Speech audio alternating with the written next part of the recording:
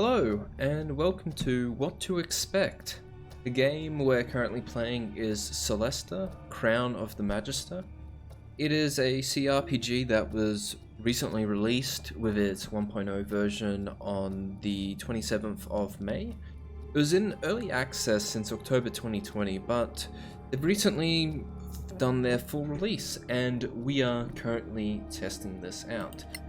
As you can kind of see from the basic look of it, it is a CRPG. It's also got tactical turn-based combat, which you'll see in a moment, but at the moment we are just currently exploring a cavern. It is a bit dark, so I'm going to go to my mage and get her to equip a bit of fire so we can actually see something. It does look like I can take some loot from here. In addition, a flashbolt that could be useful in coming fights, but for the moment we won't really care too much about it. Seems to be a secret entrance of some sort, so not really sure what to expect here. Now, I will be able to, it doesn't look like I can do cautious, but I've just entered it looks like I've just entered a combat. So this will be a good way to showcase exactly what the combat is like. So at the moment we've got a bunch of zombies and we've got 4 of us versus what looks like to be 6 of them. Now in my party I've got my wizard, I've got a rogue, I've got a paladin, and I've got a cleric. Wizards typically cast spells, so that's what I'm going to do. I click on class spell, and I'll have an option. Currently, I've got the torch equipped, so I can't actually cast any spells, but what I can do is swap into my spell orb and cast a spell. Now, I've got a couple of different spells that I can actually use. So you've got your spells, your basic spells that you can use an infinite amount of times. You've also got your spells which you can cast up to 4 times. Which all uses up a spell spot, which you can use sort of 4 times per battle, and then you have to rest to regain them outside of combat. So we want to save these spells since they're pretty useful to have. In this case, I'm not sure how powerful the zombies are, so I'm just going to cast a basic fireball and we'll see what happens. There is a dice roll system that detects how much damage it needs to do, so that's how much it did. So I am just going to then move my person over and in my turn for more zombies to continue to do their turn. As you can see, it is your pretty standard grid-based tactical turn-based combat. Now, as a rogue, I have a bit more of an ability to come up close and do damage. So if I go behind this zombie, I should be able to get a sneak attack.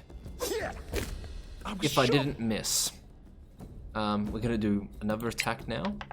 And hopefully we can do a little bit of damage, but it seems to be pretty weak. But that wasn't very useful as well. Not a great showcase of the rogue, but I must admit, the rogue hasn't been a super useful archetype either. Now this is my paladin, and my paladin's actually pretty good. So he does a good two-handed attack. Now, because it's a paladin, I've got this option to smite an enemy for extra damage. It does use up a spell slot, and my paladin only has 3 of them, so I can only realistically use 3 of these smites per fight. In addition, I have to rest in between, and you won't always have a rest spot, so you gotta kind of be careful when to use your special abilities and when to not. So in this case, I'm just going to pass and do a regular hit. Now, I've spec'd in to be able to do 2 attacks on my paladin as well, so I should be able to do a second one, and that's enough to kill the enemy. So I'm going to move my paladin here, just so we can take a couple of hits, and that should be good. Now, I've got my cleric as well. You've got spells and powers, so I could potentially do a turn undead and make all of these run, but at the moment, I think that's actually what I'm going to do, because I haven't used this before. So if I go to power, turn undead, because these are undead, I should be good to do a pretty powerful spell. So let's proceed with it. So all of these are now turned, but this one failed, so that should be fine though. And guess what I can do from here is you can also cast a spiritual weapon as well, so that could potentially be something that we do.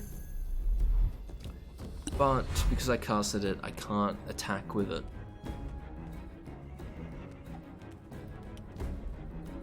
And it looks like everyone's gone through their turns, so that should be good. Zombies shouldn't be attacking us now as well, so I think we're good to just proceed with very safely defeating these enemies. I trained hard for this. I'm just going to get a bit more closer just so next turn I can continue to attack. The zombies seem to be turned, so that's all pretty good. And the duration seems to be 9 rounds, so I think I have successfully made these zombies somewhat incompatible with being able to do any damage. So on my rogue, hopefully I can get a sneak attack there, and well, you can see the difference between the attacks and when you get a proper sneak attack versus a not proper sneak attack. So in terms of dealing with the zombie, I think I'm just going to eliminate them one by one while I can. Well done. And it's not a lot of damage. So with my dwarf, I'm not going to be able to really do much more with it since everyone is running away. So I think what I'll do is I'm just going to get myself into position, and because I didn't do dash gives you more movement, and you can also shove enemies down holes as well, but I'm going to click on ready, and what this means is that if an enemy comes running past, I'll be able to attack it. So I'm going to move my spiritual weapon and attack the zombie. Well, I thought it was going to attack the zombie, but I think I have to also click the zombie Bend the knee to or perish. actually make it attack. Alright, so it seems like my ready action actually worked, so I get a free attack.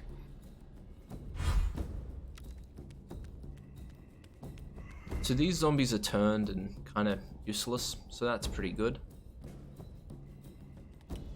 So I think that my dwarf is going to finish that. Or this is going to be finished, so I'm going to attack the zombie with another firebolt, and that should be a great way of almost killing it, but not quite. Once again, the zombies are kind of useless, so that's all good.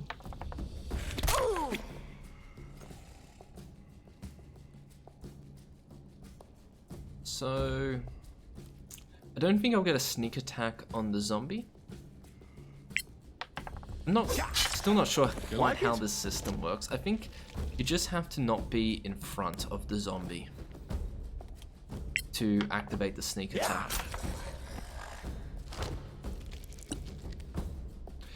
Now, it does look like I have to run a tiny bit closer to actually get the hit, and I'll be able to just ready myself for a proper melee attack. Now, for my weapon, I can't actually reach anything, so I'll just move it again, as well as, yeah, these are all the scared zombies, so I'll just be able to ready and should be good on that front. Really likes running away. So I'm going to go and assist my cleric. And we're just going to cast a regular spell. But this also removed the turn effect, so it does seem like as you damage it, it no longer gets scared. So it's just a good crowd control ability, rather than anything else. So unfortunately, with this zombie, I won't be able to attack it again, unless I do a ranged attack. So I can swap into a short bow and attack it. So I think that's what I'll do. Too slow. Doesn't look like it did huge amounts of damage, but well, 10's pretty good actually. And I think for me, I'm happy to end a turn there. And once again, with my dwarf, I can't actually do that much, so I'm just gonna dash towards it, because I won't be able to do anything else for the turn.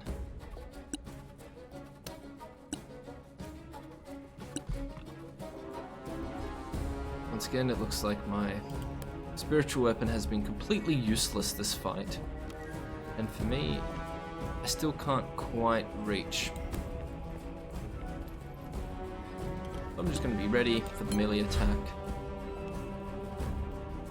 Like it's activated, and I do a decent amount of damage to the zombie. It also attacks me.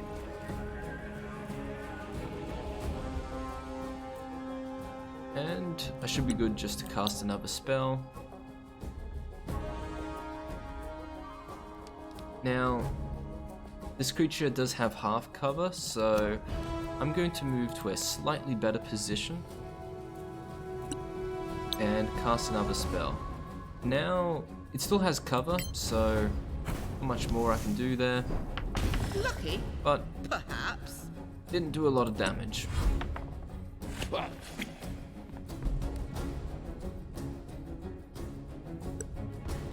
And I think what I'll do is I will just run around and attack the enemy. That should be pretty good. We'll just end the turn and let the rest of the crew deal with it.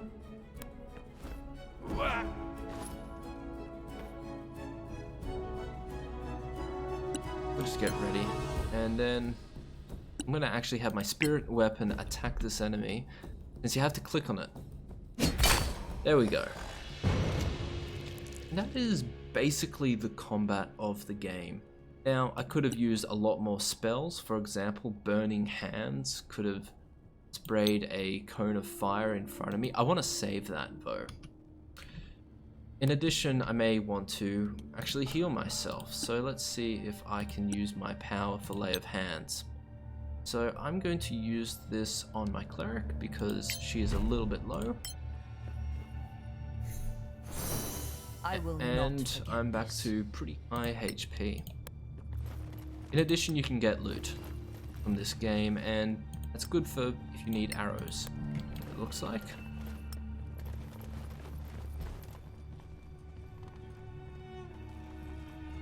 You're impressively fit. Otherwise, quite a few other pieces we can take.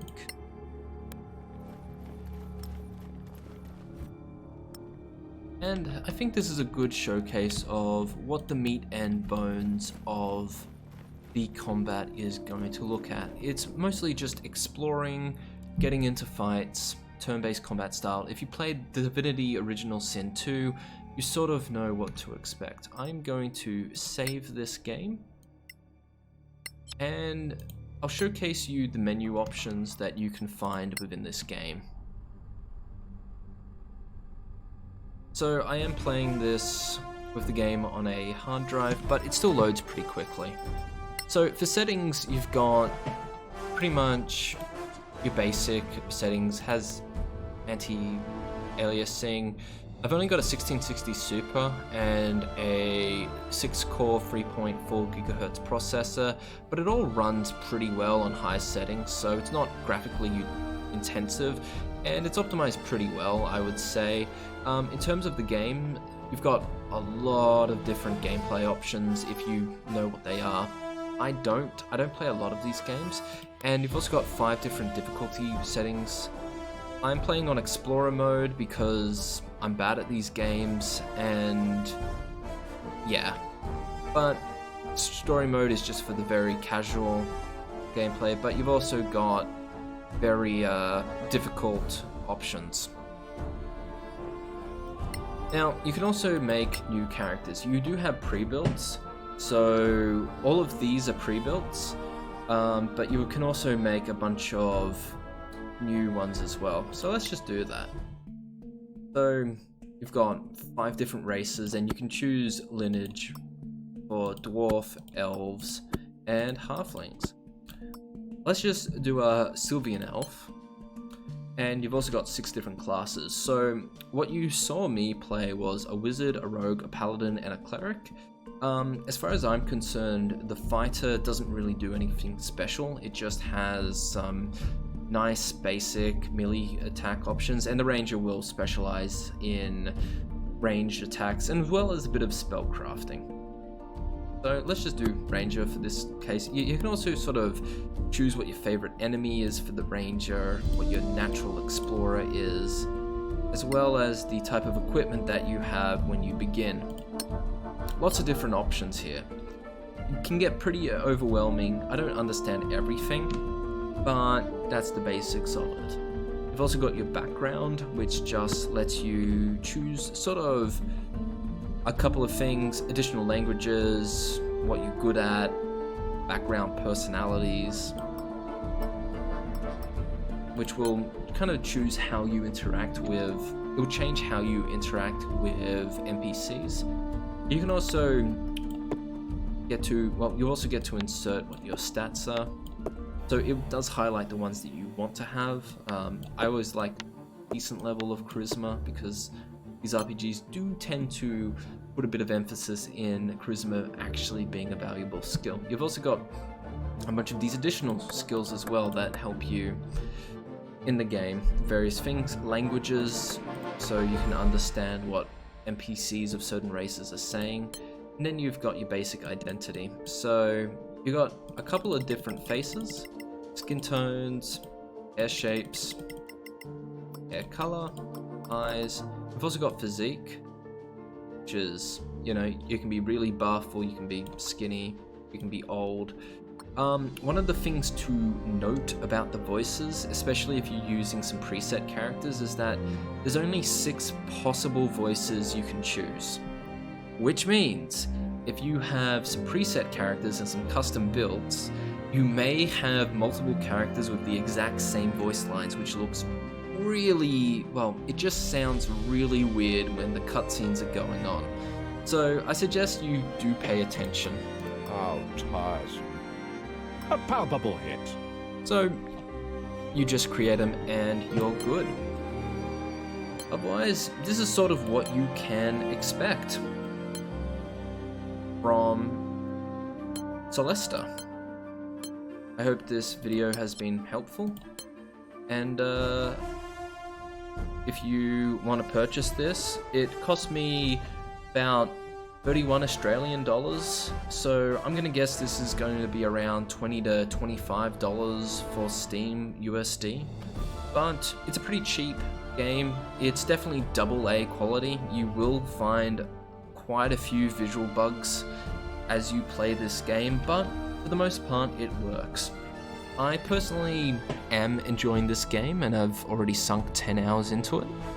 And if you are a fan of CRPGs, this is a good little addition. I would definitely say that it is not quite at the same level of Divinity 2 Original Sin, but you know, it is nice.